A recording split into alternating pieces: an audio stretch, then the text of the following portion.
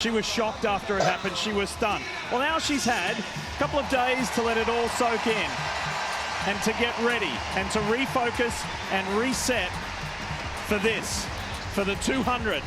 She looked good in the qualifiers. Now it's finals time again. Addo, what's your take? Well, she's certainly in a lane that she will always treasure, and that's lane 9.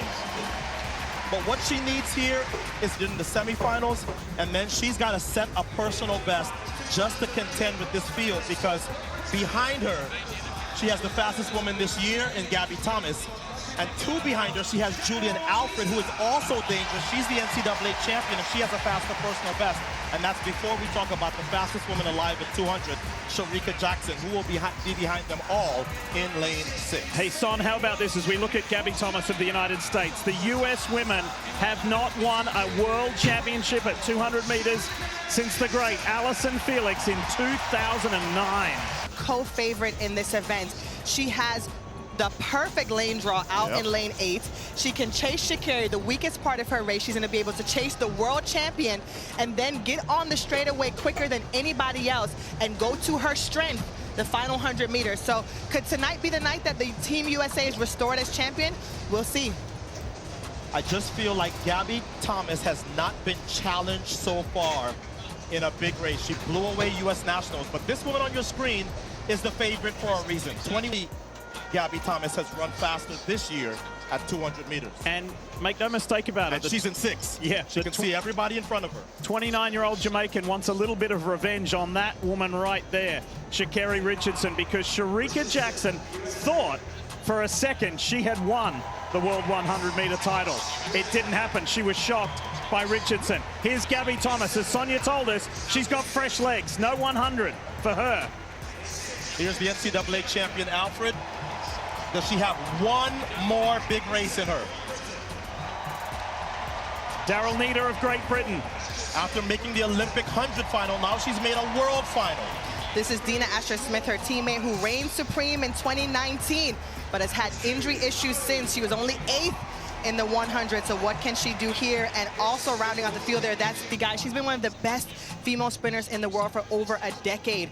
Unfortunately, was in that 4th spot again in the 100 meters, and a tough lane draw for her there in lane 2. One thing is for sure, I feel like the medals are going to come from the outside lanes. We keep saying it, we haven't had a bad final yet in the field. The 2 American women are side by side in lanes 8 and 9. Gabby Thomas in 8, and right here, Sha'Carri Richardson, the 100-meter world champion in 9.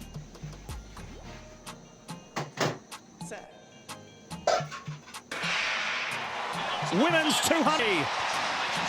Shericka Jackson, outside has already been passed. Here comes the world champion, Shericka Jackson into the home straight.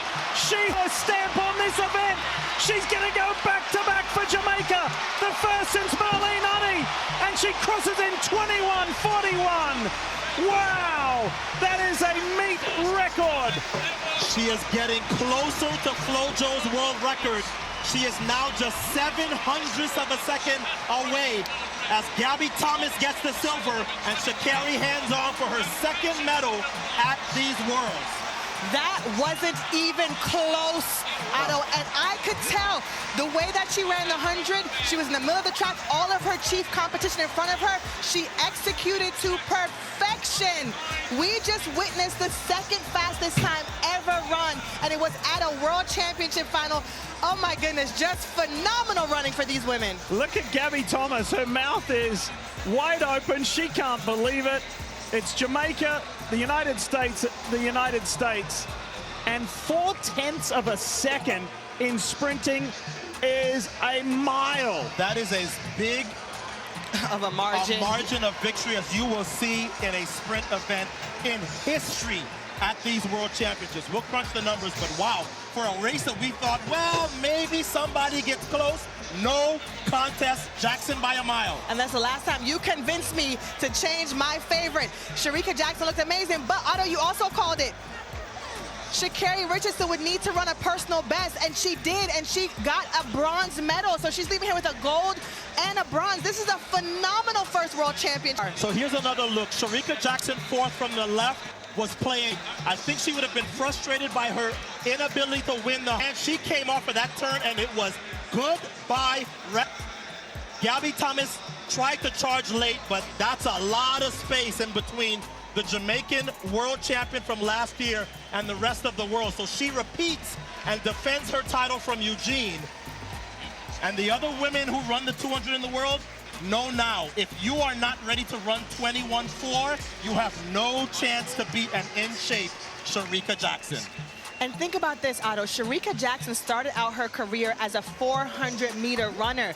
No one saw this coming. No one saw that she would step down, much like Fred Curley did, and run the 1-2 and be so dominant. And I really think that is what has paid off for her in this 200-meter discipline. She is by far the strongest in the field. She has the experience of the 400 meters, and she uses it to her advantage. I definitely feel like she was disappointed from that 100 because she came out here on a mission. Yeah. This is the largest margin of victory that we have seen in this event since Allison Felix in 2007 Worlds at Osaka won by 0.53. This does not happen often. Ingram Miller also had a big win by 0.45 in Seville, but wow. The complexion of this race was determined, Son, at the halfway point.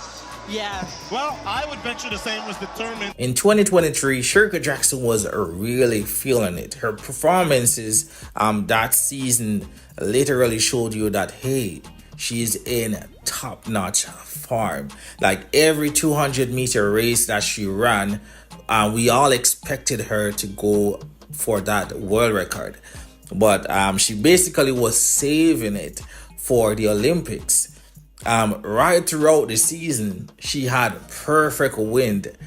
And at the moment when she said, hey, I'm ready to go for it, there were no wind to assist her in getting the world record. 21.41 is the closest anyone has gone since Flojo set that world record how many years ago? Around 14 years ago. Elaine 21.55 was the closest up until Shericka Jackson stepped in and started dropping some really fast time over 200 meters.